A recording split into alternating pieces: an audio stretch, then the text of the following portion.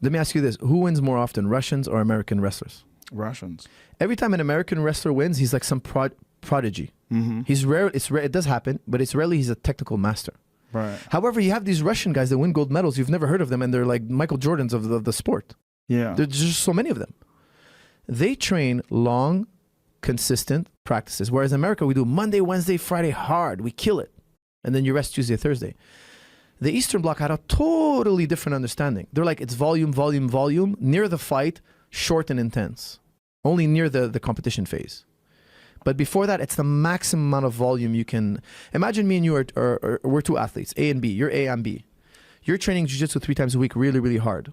You're going all out. I'm training jiu-jitsu every single day. My average practice is 2 hours.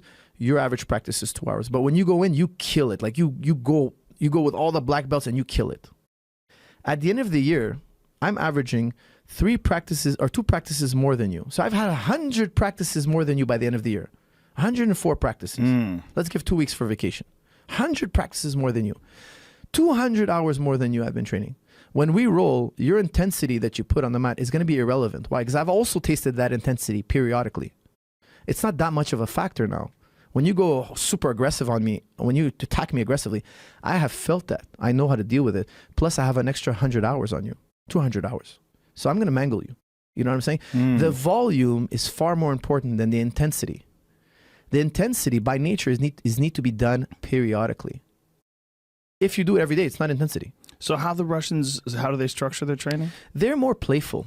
You know, they kind of warm up, they kind of flow roll, they do a lot of technique, high emphasis on technique. Now, a lot of people hearing this are gonna be like, well, the Russians also are funded by their government. You know, their government supports them a lot more than maybe an American wrestler. Okay, I agree with that. There are many factors. However, we cannot deny that they're technically, I hate to say the word superior, but they're technically more advanced, technically, when it comes to wrestling.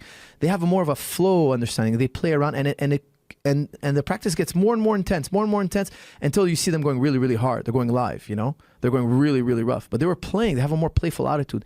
Look at the Cubans. You ever see Cubans sparring? They're like 50 guys in a room. They're just touch sparring. There's no headgear. There's no mat on the floor. They're literally sparring on concrete. You think they're really trying to drop each other? They're on concrete. I mean, the Cubans are the top boxers. They consistently win gold medals. But in practice room, they're playful. Nobody gets hurt. Like you're saying, the Thais. The Thais are just, if you go in there and you kick a Thai really hard, he won't spar with you anymore. He'll be like, this guy's too amateur. There's a time and place for intensity. I'm not anti-intensity. I think there's a time and place. Like Angelo Dundee was probably arguably the greatest boxing trainer in history. He says, look, fighting is for fight night.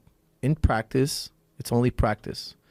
George St. Pierre has that attitude, and I think that's why he's so good and so healthy today. You know, because he never hurts his sparring partners. People line up to want to spar with him. It's a joy to spar with him. Yeah, I love this idea, and I love this approach. I think that we have this attitude that you have to be tough. We have this attitude that you have to work hard. And, I mean, I've fallen prey to that many, many times in my life, where you just got to be tougher. You got to work out harder. You got to push harder.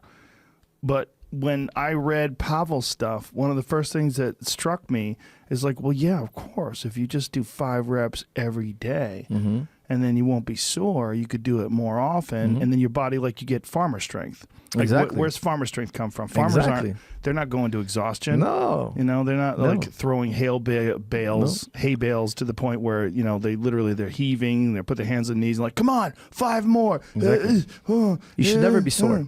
If you're sore, you overdid it. Whoa. Because I can't train the next day if I'm sore. Well, I open the wound. Every time I work out then. What's that? I said I've overdone it every time I worked out. You may have. You may have. You got to. There's a lot of people listening to this right now going, wait a minute. What? How the fuck? Make your workouts a 7 out of 10 and do them every day. You're going to get far more training hours. You're going to spike your metabolism far more often. Your energy levels, your mood is going to be far more up.